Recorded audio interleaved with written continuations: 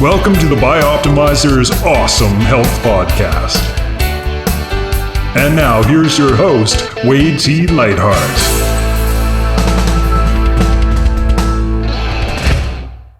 What if you could double your energy naturally without caffeine or stimulants in just 3 short months? It's not only possible, you can transform every aspect of your health if you follow the 12-week blueprint we've created for you in the Awesome Health System. The Awesome Health System is a free course where you receive a daily video lesson spanning the most cutting-edge secrets for air, water, exercise, sunshine, optimizers, mindset, and education. It's something most companies would charge hundreds of dollars for, yet you get it for free when you go to bioptimizers.com. To access your course, register to download the PDF report called 3 Phases of Bioptimization, which gets you access to the report and daily access to the first lesson in the 12-week, 84-day Awesome Health course. Good morning, good afternoon, and good evening. It's Wade T. Lightheart from Bioptimizers with another edition of the Awesome Health Podcast. And today we're going to talk about the power and transformative capacity of tonic herbs, and why medicinal mushrooms are something most everyone should be taking. I use medicinal mushrooms every day, and how not to get ripped off when buying medical mushrooms. There's a lot of Me Too products out there, so we want to help you regulate and be able to select judiciously. And today's guest is Brandon Gilbert, who has been deeply interested in studying Eastern philosophy since the age of 14. He's a serial entrepreneur who started his first business in 2006. After going deep in the alternative field to resolve his own health issues, he felt motivated to share his views and experiences with a larger audience. So he created a YouTube channel called Hyperon TV way back in 2009. It built up a following and then launched Hyperion Herbs in 2010, because the world's best herbs and teas should be easy for anyone to obtain. He's taught many classes and workshops on a variety of subjects ranging from alternative health and healing modalities, herbalism, internal arts, and Eastern philosophy. I believe you're just getting ready to head out to my favorite place on the planet, Bali, Indonesia. So, hey, welcome to the show. Yeah, thanks so much for having me on. I really appreciate it. This is a great, you're kind of that story that a lot of people want to be. You find a passion, you get into this, you make a YouTube channel, you start getting stuff, you start moving products, and now you're able to bounce around the world and deepen your knowledge. Give us a little background and kind of how did that germinate as a serial entrepreneur, getting into Tai Chi, herbs, these type of things? Yeah, I mean, I'm always kind of humored when I hear my story repeated back to me. And then sometimes people are like, wow, that's so cool. But my experience of it was all pretty much accidental. It was never really intended. It was not ever something I necessarily sat down and thought was even possible. And if you would have met me earlier in my life, you would have been like, yeah, there's no way. I mean, I can relate to that, right? I mean, honestly, like a lot of the biggest decisions I've ever made in my life were made on just kind of like a hunch or a gut instinct, whether it was to radically change my diet or go on a retreat somewhere or start a business or start a YouTube channel or do any number of things. It was just one, like I remember when I was just getting into health and I decided to be vegetarian when I was like, maybe, I don't know, this was probably 2002 or 3 or something. I didn't even know what it was. I remember distinctly, I worked at a library. So I was like reading tons of books all the time about a ton of different subjects, stuff that I was interested in, stuff that I wasn't interested in, just to kind of stretch my brain and kind of widen my horizons and try to just get exposure. And then one day I was sitting there looking through a magazine and I was like, I should be vegetarian. And then I was like, yeah, all right, I guess I'll do that. And then I was like, well, first I need to figure out what that is, what that really means, and what that really entails, because I lived in small town in Indiana with probably 20,000 people. And, vegetarianism, yoga, meditation, alternative health, they weren't really concepts that people were typically familiar with unless you wanted to be weird or kind of like ostracized or outcast. Sounds like the town I came from. Yeah. I mean, it's honestly, it's a great hotbed to kind of like make you really know who you are. because the contrast is so distinct that you have to like really fight for drawing your lines in reality, so to speak. Versus I feel like I have other friends that for example, they grew up in really supportive, open-minded households. And honestly, to me, they kind of just seem kind of boring and wimpy.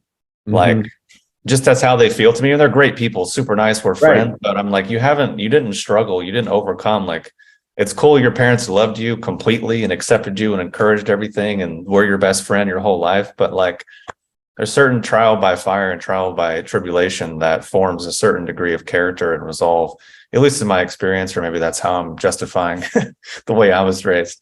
That's excellent. I agree with you on that. I think I'm a disciple of the Nietzschean philosophy, that which does not kill us makes us stronger. I think it's the start of the Conan movie. You can obviously take that a little too far, but it served me well. And I do believe that I think for every man, and this is something internal to men themselves, for women, I think there is value in struggling to go from a boy to a man, and there used to be rites of passages, and that rites of passage should be difficult and should be hard because it's kind of welcoming you to the land of competency. And competency means that you can deal with difficult and challenging things. And once you've done that once in one area, I think it's much easier to accept your shortcomings in another area and know, hey, you know what? I can get better at this. I can follow a process. I can learn from someone. I could take a mentor. And I think it adds a level of humility and a level of confidence simultaneously, which a lot of people externally don't understand. They see overconfidence and call that, a dark side of confidence, as opposed to quiet confidence. Like, yeah, I kind of suck at this, but I think I can get better because I enjoy it. And I'm going to go find somebody to help me, go over this, or I'm going to put the time in, put the effort in, to put the study in it. And it seems like you do that.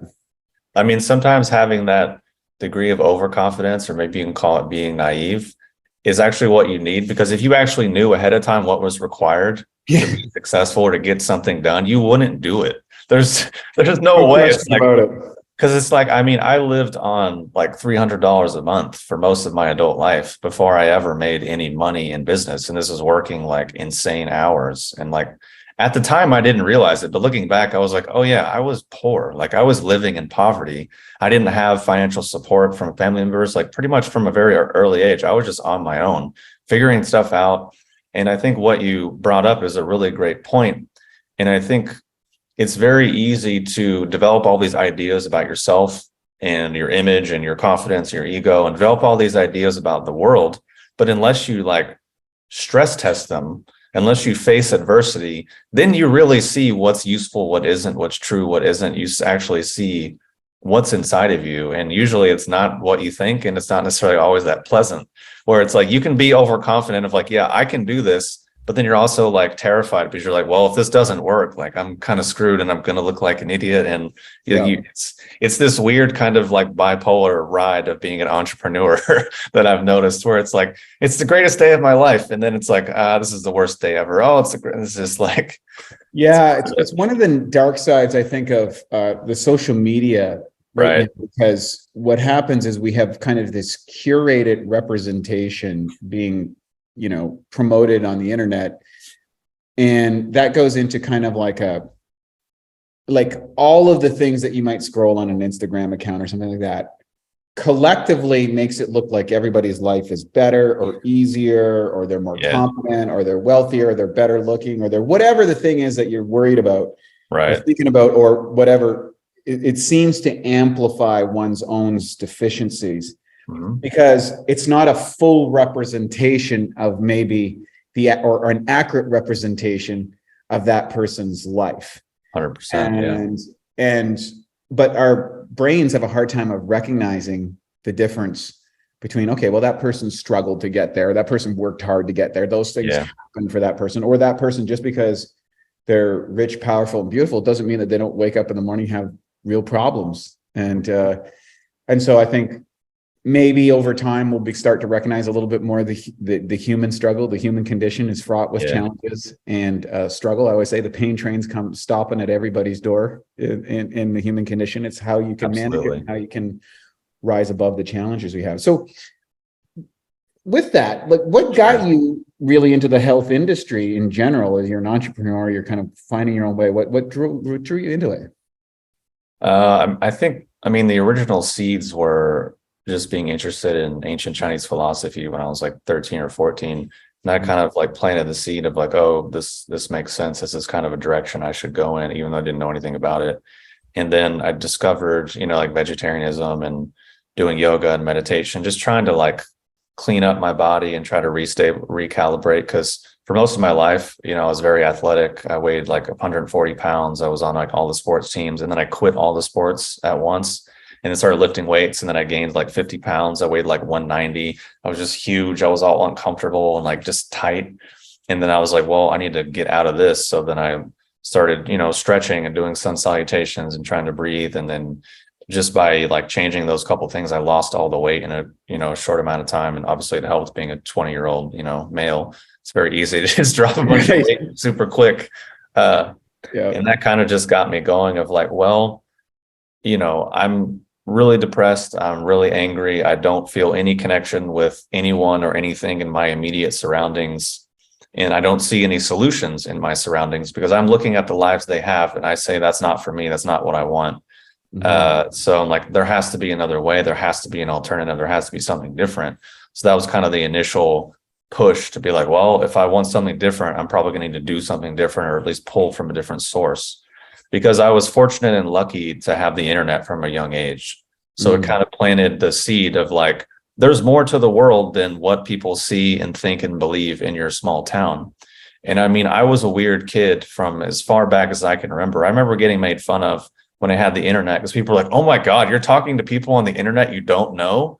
You're insane. Right. Now everyone's doing it every day, all day. And then I remember when I had Napster and like file sharing and stuff before anyone knew what it was, people were like, oh my God, that's insane. How are you doing that? That's ridiculous. And then, a month later, like, hey, can you get this song for me? Hey, can you get this CD for me? And then when I was doing things online and social media, and then even when I was doing yoga and meditation, like 2002 and 3, there weren't yoga studios on every corner. It wasn't the industry. It was like you were weird and you really had to seek it out.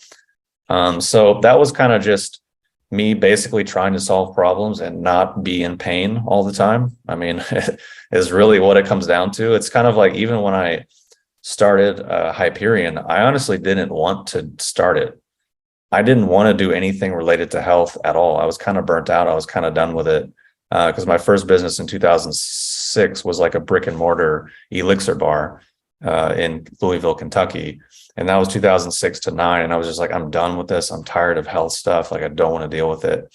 But then I had all this like business internet marketing knowledge that I had accumulated around that time, that I had all this herbal health knowledge. So I was like, well, what's the quickest business for me to start? And I was like, oh God, I guess I'll do this like health herbalism thing.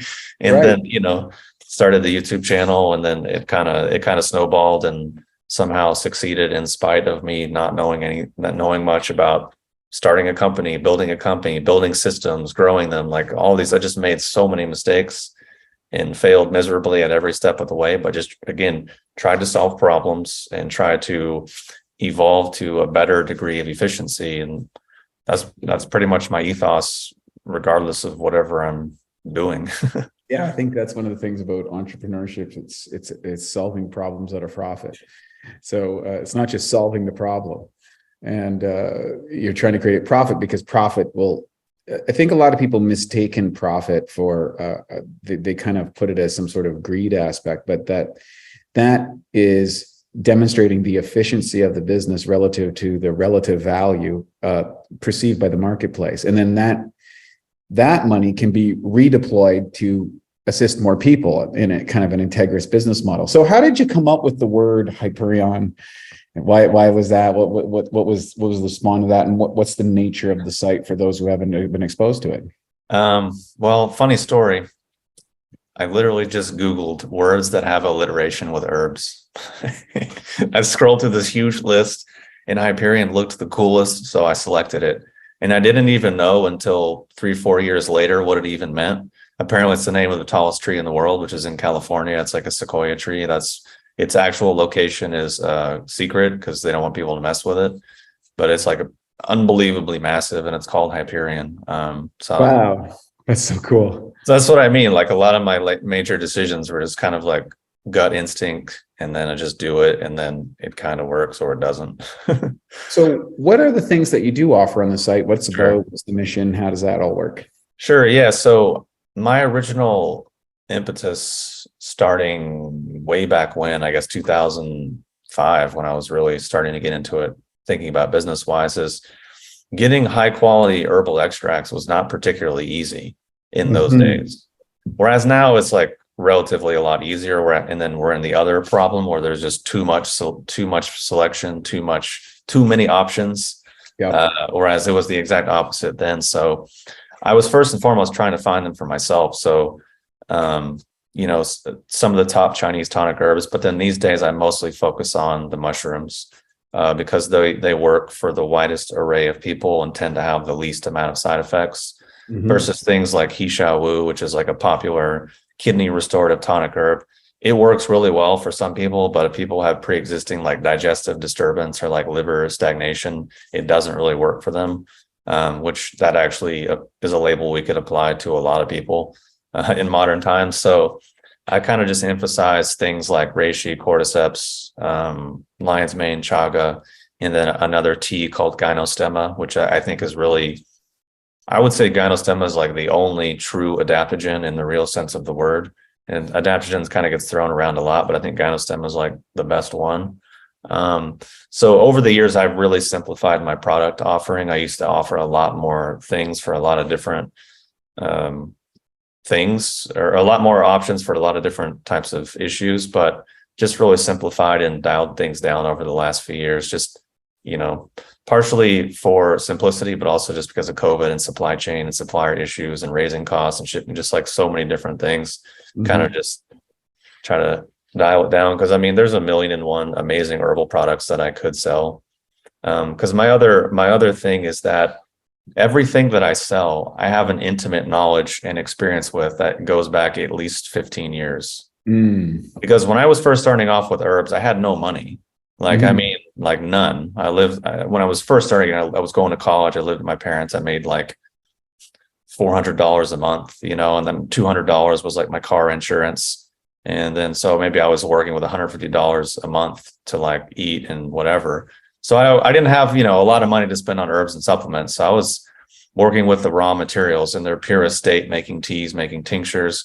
I would do, extended fasts and just take one herb and just like fast for 3 days and just take reishi and feel what exactly is it doing. Wake up in the morning, do a bunch of yoga and drink water, and then take reishi and then sit and meditate for 2 hours and then just kind of observe changes. And then I would do that with most of the herbs to develop a pretty intimate knowledge for what they actually did and how they affected me. And that's what allowed me to make so many videos, because on my YouTube channel, there's over 700 videos, plus the hundreds that I've deleted, plus the hundreds that are on private websites. So it's like, I've literally spent thousands of hours talking about these herbs, and I did a whole 8-hour audio course just on reishi. I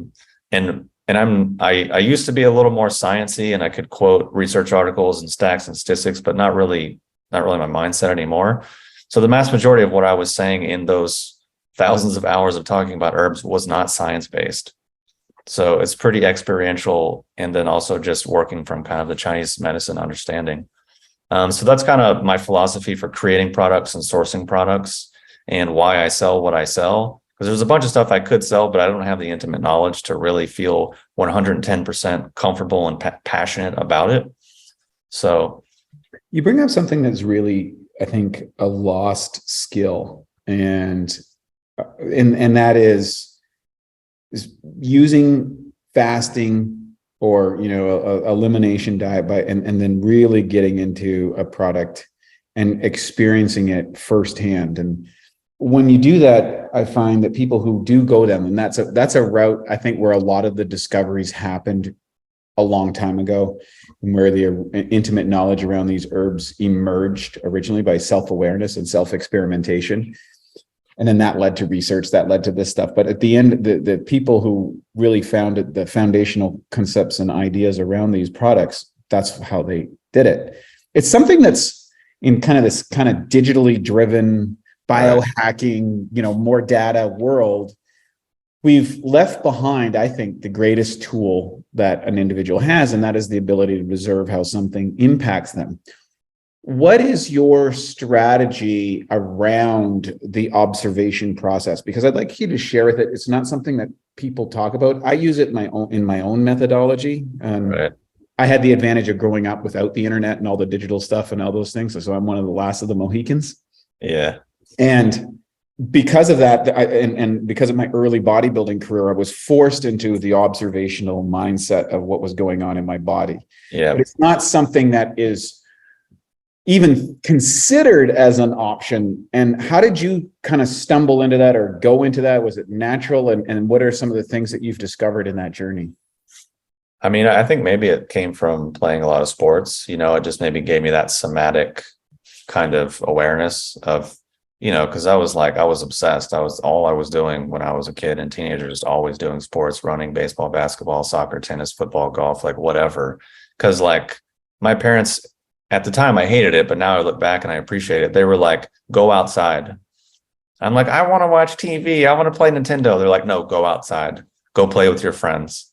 So I was like, well, I guess I better play a sport, because nothing really else to do in small town Indiana in the suburbs. It's not like, well, I'll walk to the city. There wasn't one. Mm-hmm. So maybe that gave me some of that initial somatic awareness, or maybe just having a really stressful childhood. I think maybe kept some of those innate abilities, because there's a survival mechanism that kids have where they can kind of like non-verbally know what someone else is thinking and feeling. Mm-hmm. But usually developmentally, kids go out of that because they don't need it, because they use language and communication and like kind of adult skills.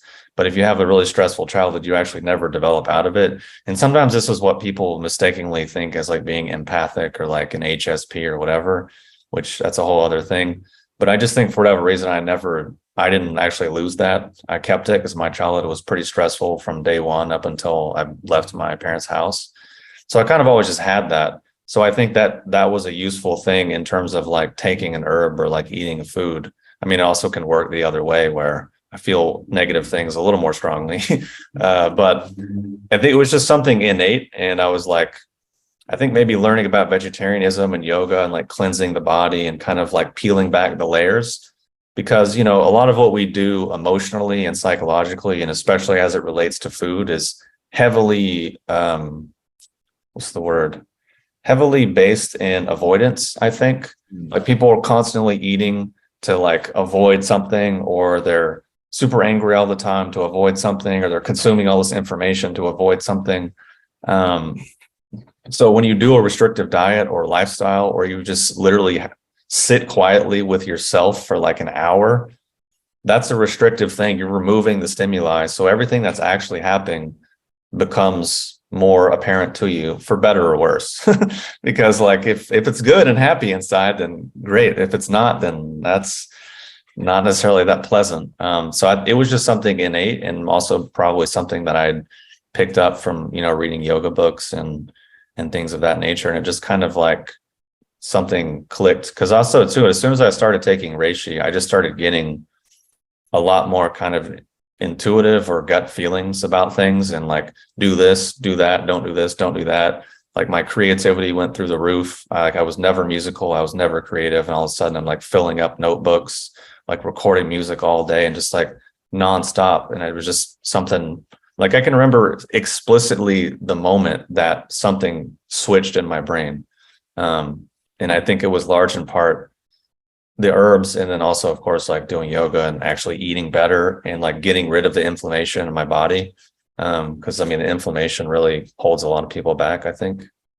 Yeah, I think yoga is the science of subtleties, and you refine perception in a way that you're able to pick up the softer tones, which are oftentimes more influential.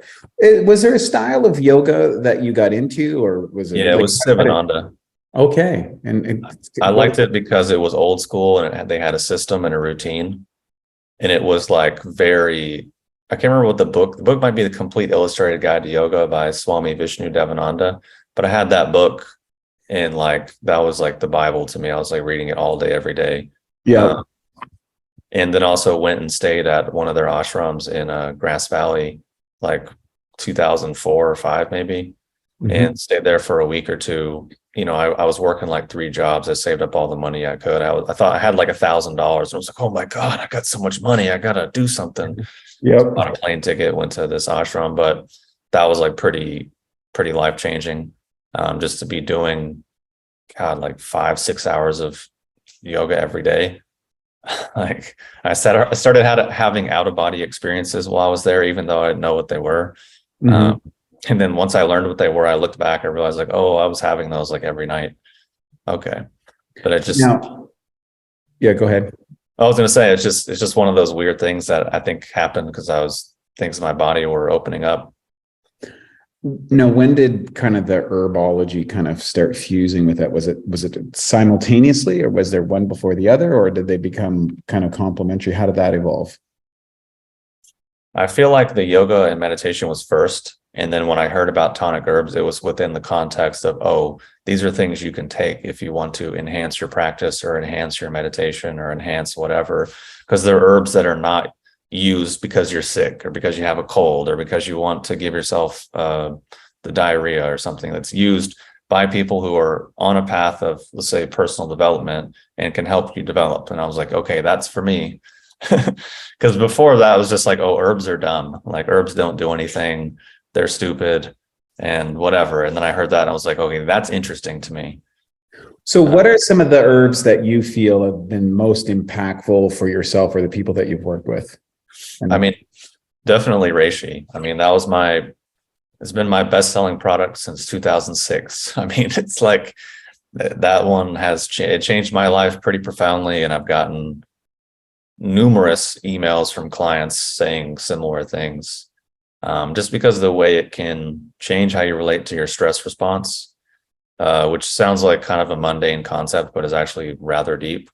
Because I would say with a high degree of confidence that the vast majority of our personality is an adaptation to our stress response, which can show up in many different ways. Because I think, at least personally, from what I've seen, what drives a lot of us is conflict and reproduction. I mean, I know it's kind of maybe a little too Freudian, but if you really distill things down, why people do things, why people are sad, why they're happy, why they're depressed, they're not getting something they want or they think they deserve, or that something isn't the way they think it should be, or they're trying to win the favor or impress someone for fill in the blank.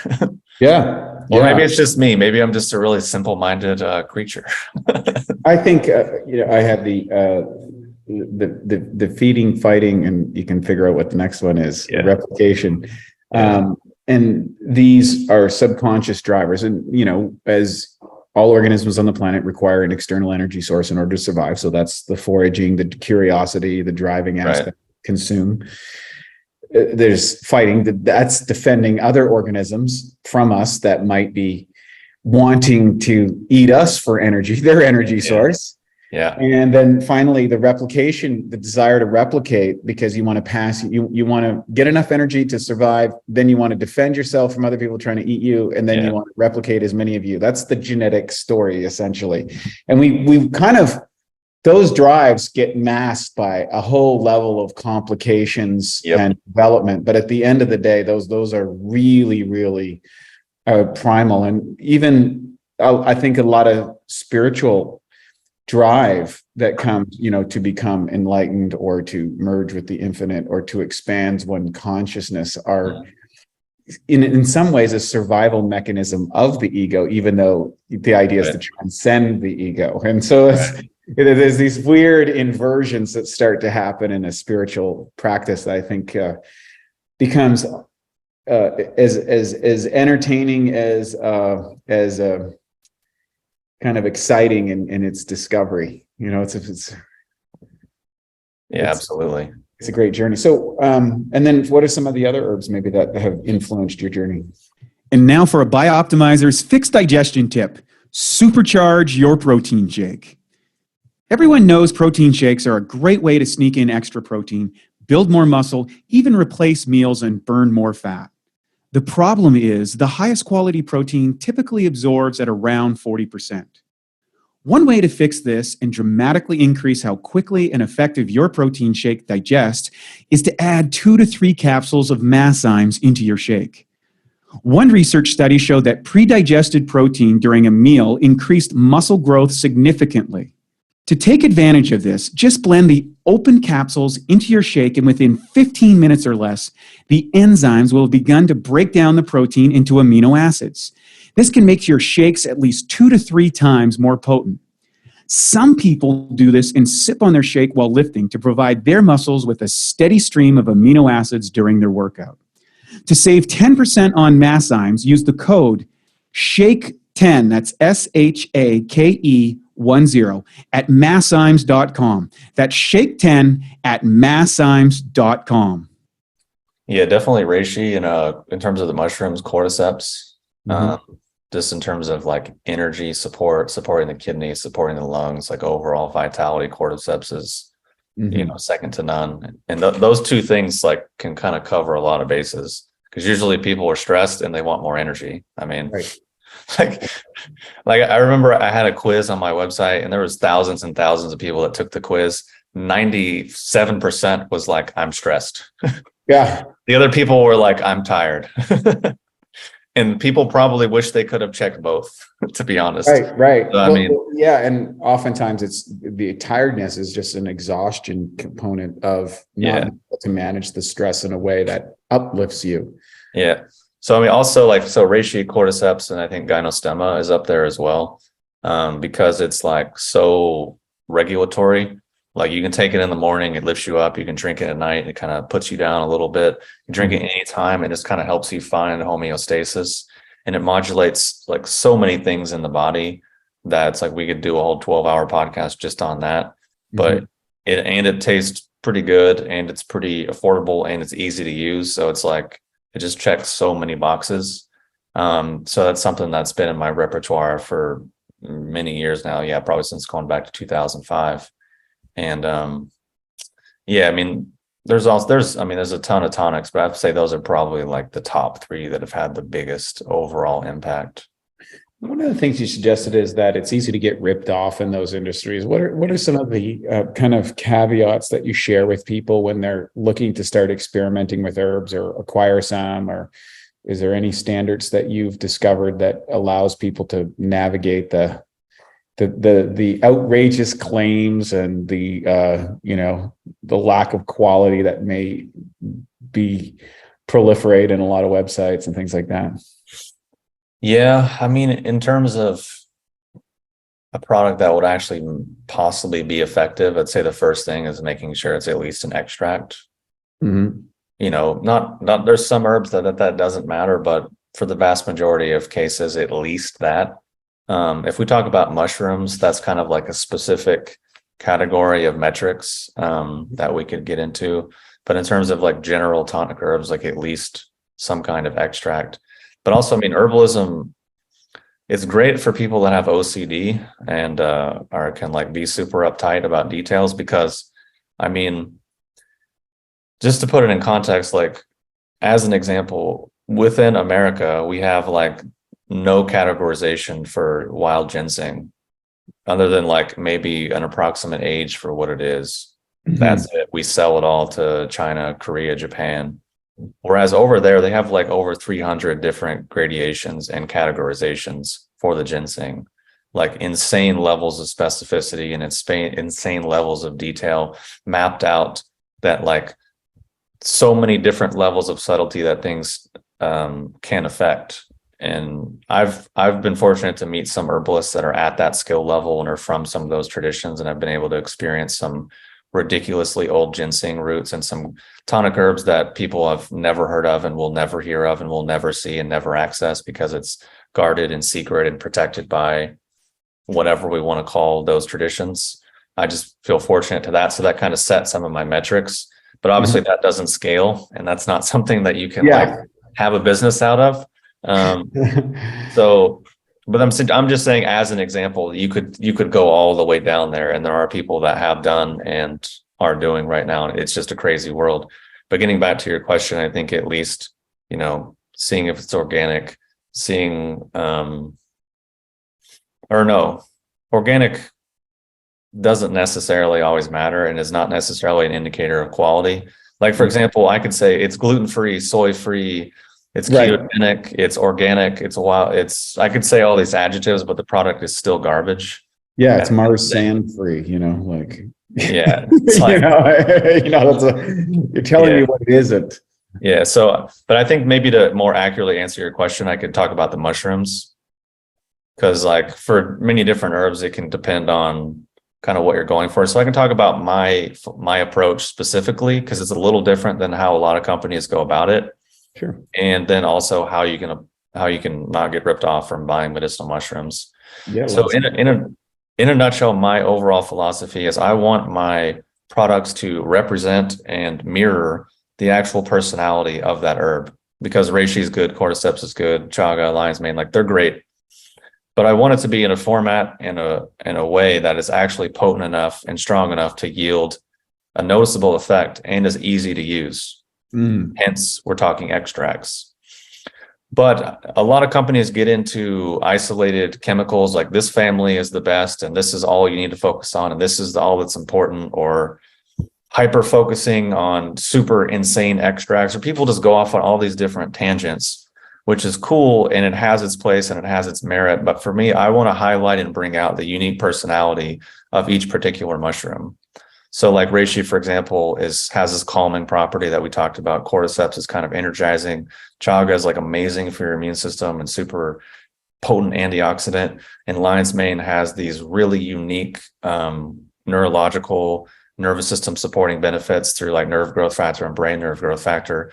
So at least in my opinion, it would be silly to approach all of those unique herbs in the exact same way, using the exact same methodology, which is fine. But for me, I want to bring out the best of each one. So each one is kind of like its own process in order to accomplish those ends, so that when people take reishi, it actually is calming and they actually feel it.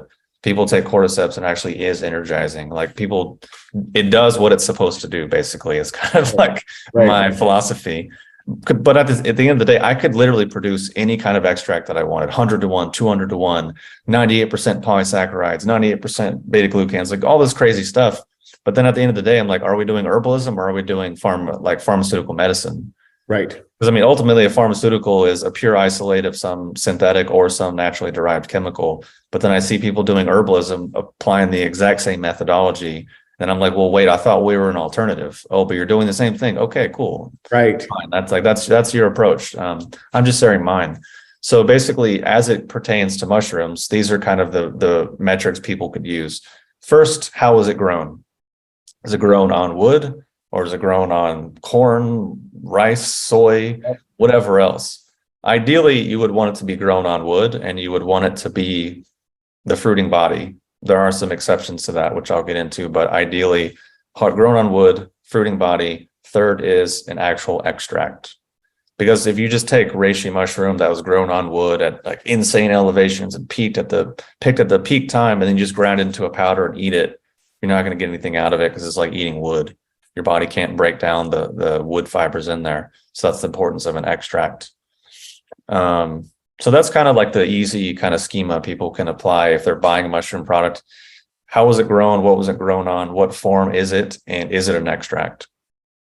And I say that because a lot of companies are just selling mycelium that's grown on brown rice or oats, which is cool for them because it's cheap, quick, and easy to produce, but it's bad for the consumer because the mycelium can only consume 50% of the growth medium. So the product you're buying is 50% brown rice and 50% mycelium. So you take it and it tastes sweet. You're like, great, mushrooms are delicious. But then in terms of the overall efficacy of that, it's going to be very low, if at all. I mean, it's obviously not harmful, but it's probably not going to yield the effects.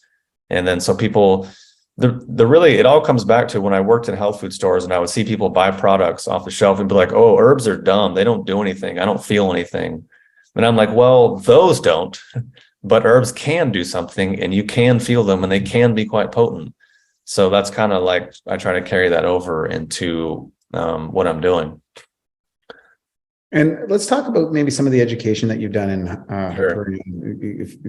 So what got you into producing all these videos explaining stuff? I mean, that's a lot. That's an incredible body of work that you've put together. What drove that? I mean, probably just anxiety and lack of social skills. It's not really socially appropriate to do a 60-minute thesis on reishi, so it's like, I needed some kind of outlet for all this data that I was just processing through. And also just like, it's enjoyable. I like talking. I like sharing ideas. I like creating things that I wish existed. Like, I wish there was a video on this. I wish someone would do all this in-depth stuff on this particular aspect of the mushroom. Like, okay, well, I should do it because it doesn't exist, and I would like to see it. So that's another piece of it. And then also too, to like try to help people to some degree. Because I mean, for a lot of my life, I didn't want to be alive. I was in a lot of pain. I was very miserable. I've experienced the variety of negative emotions to a pretty extreme degree, because when I do something, I go all in, even if it's bad for me. So I can empathize and relate with people pretty strongly because I've gone through a lot. So genuinely, like, if I can do something to point someone in the right direction, or maybe help them get out of a bad cycle or pattern or habit, then great. And if I can do that in a way that's fun and entertaining for me and, whatever, then cool, it's a win-win. And where did Tai Chi come into play? And can you explain it, and maybe its differentiation between, say, yoga or herbalism? Yeah, I mean, Tai Chi is kind of traditionally would go back to as a branch of Chinese medicine, because a lot of people don't know that traditional Chinese medicine, there's no such thing. It was invented in the 50s by the communists. Prior to that, herbalism and acupuncture were never practiced together. Qigong and Chinese medicine were never practiced together. They were all these separate branches. There was all these competing philosophies, competing schools, competing lineages, and everything was just all over. And they tried to put it all together. And I mean, it kind of sort of worked, and there's a lot that was lost. So for me, I would say doing internal arts is probably the most potent and effective thing that I've ever done. And it's allowed me to genuinely not require really herbs and supplements, really not require intervention from external sources. I'm able to eat pretty much whatever I want. I can sleep a lot less and wake up and I feel fine. I recover faster. My whole inside of my body is completely softened and transformed, but also quite strong. My flexibility is like more than it's ever been. All these crazy things. And I'm like, I suck at it. Like, I'm just barely a beginner, because it's really genuinely one of the most difficult things that a person can do when trained to like the actual classical standards, which I will say doesn't really exist in modern times. And I don't mean America. I mean, even in China, most of what people are doing is just kind of like dance choreography with deep breathing and moving their arms around. Nothing to do with Tai Chi, nothing to do with actually adhering to the principles. And it is a way of stretching the body, but it's completely different than the way yoga works. It has a completely different engine. And it's one thing I talk about a lot in my channel is people try to lump all these Asian things into the same category because they think it's cool and like progressive, but it's actually disrespectful to the culture and the millions of people that, struggled and gave their lives to develop these arts, because they're all very distinct and very different when you really get into them. And they all have defining America through Hollywood or the NFL. Yeah, basically. But something like Tai Chi and internal arts is real difficult because we don't have the skill set or the external markers. Like if I were to tell you I was like an amazing concert pianist and you're like, cool, play me something, and I can't play you anything, you're probably going to be like, I don't really believe you. But if I'm like, I'm a 7th generation Tai Chi master and I've inherited this and I can do all these things, you'll just be like, oh, that sounds cool. I have no way to know whether or not that's true, but it sounds amazing. So cool, good for you. And I would say large in part, that's kind of where we're at. So for me, whether it was herbalism or Tai Chi or internal arts, like my mindset is I want the best. I want the most authentic. I want the absolute pinnacle of whatever I can access based on my low level.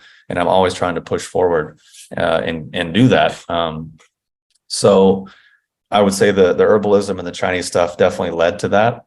And I'm extremely grateful. And then honestly, doing Tai Chi, I understand herbalism better. I understand Chinese medicine better. I understand the ideas and the concepts better because I experience them directly in my body. Because it's this amazing thing. When you start to actually build and develop and move chi, you understand chi-based practices. It's a crazy thing. It's almost like it's almost like that's how it was intended or something. But so I talk a lot about that stuff on my YouTube channel, and I have actually a video coming out next week where I differentiate what does internal mean versus external arts, and like what are the actual mechanics of Tai Chi? How does it operate? What is the engine? Try to break these things down and make it accessible for people and kind of demystify a lot of it. Because if, at least for me, like I'm super grateful and indebted to the teachers and mentors that I have had and that I do have, because if they never would have pointed out things to me, I never would have known. So I try to just kind of pay it forward and be like, hey, maybe you didn't know this, check it out. So then if someone's genuinely interested, you'd be like, oh, that makes sense. Okay, let me find the next thing. So yeah, I could talk about that stuff all day. It's beautiful. I think it's really great. And I think it's awesome that you're doing it. So where's the future? What's going on for you in the future? Got a lot of things coming up down the pipeline, or new discoveries, or things that you're interested in? Yeah, I mean, in terms of Hyperion, I have a new mushroom formula coming out because previously I've always done individual things. And honestly, it's just to be totally transparent, it's almost like a spite product. And why I say that is because over the years, people will be like, your products, what are the beta glucans in your products? Or people will be like, your company sucks. You don't have beta glucans. You're garbage. And I'm like, dude, I've been around for 15 years. Like, maybe let's ease off a little bit. And like, you read a blog and now you're an expert and you're personally insulting like my life's work. Cool. So that's happened more times than I can count. So I was like, okay, I'll create a beta glucan product just so I can be like, here, it's right. It's the best, highest quality, most potent beta glucan product that the market has ever seen and probably ever will see. And I've kind of just been sitting on it for a couple of years, just waiting on a couple other production things. So that'll eventually come out, because I have a lot of formulas like that I've developed over the years and I've taken for myself, but I just haven't released, just because COVID was honestly kind of a nightmare in many ways.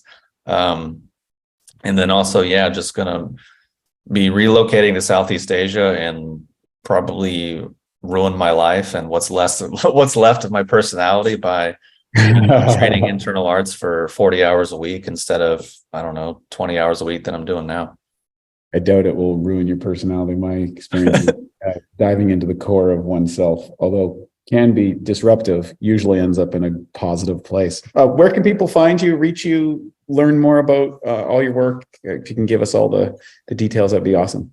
Yeah, absolutely. So my main website is Hyperion Herbs. If people have questions or want to know more about anything that we've discussed, they can email me through there and I'll get back to them. I do all my own customer support and I usually get back to people within a business day.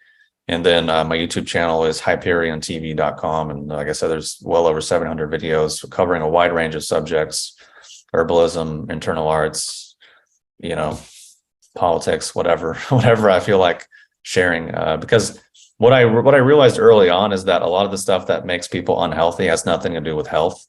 Mm-hmm. It's like their mindset, the way they live their life, the way they show up in relationships, their belief systems. Those are the things that really make them really quite miserable. I mean, I've known people and I've had the experience of having the greatest diet, supplement, exercise, lifestyle, routine, but then my relationship sucks and it just negates all of it. Mm-hmm. So then I was like, well, there's maybe more to the equation. So yeah, HyperionHerbs.com, HyperionTV.com. Those are the best ways that people can reach out and learn more or hear me rant about many other subjects.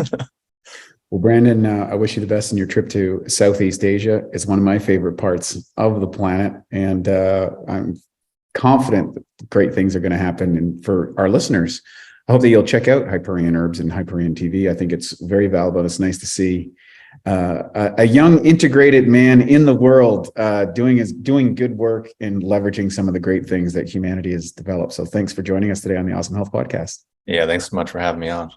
All right, everybody, you know how it goes. Smash it, like it, share it. You know the deal. It's Wade T. Lightheart from Bioptimizers with another edition of the Awesome Health Podcast. We'll see you on the next episode. Take care. And now for a Bioptimizers fixed digestion tip: how to get away with eating sugar. Hey, look, sugar is normally one of the worst things for you. But let's be honest. I mean, we all cheat from time to time. And here's a little trick that will ensure your body benefits from the sugar. Now, before you eat or drink anything sweet, take 5 to 8 capsules of P3OM. The patented strain in the formula devours sugar so fast it literally doubles in the body every 20 minutes in the presence of sugar. That doesn't mean that you can or you should eat a bunch of sugar or sit around all day doing that. But on the days that you do cheat or you go after one of those maybe meals that you wouldn't normally do, this ensures that you get something in your gut that eats the sugar. And it's not going to feed the bad guys or spike your blood glucose nearly as much. So to learn more about P3OM and its sugar-devouring and protein-digesting properties and how it can transform your gut and metabolism, go to www.bioptimizers.com. Thank you for listening to the Bioptimizers Awesome Health Podcast. You can find more information at bioptimizers.com.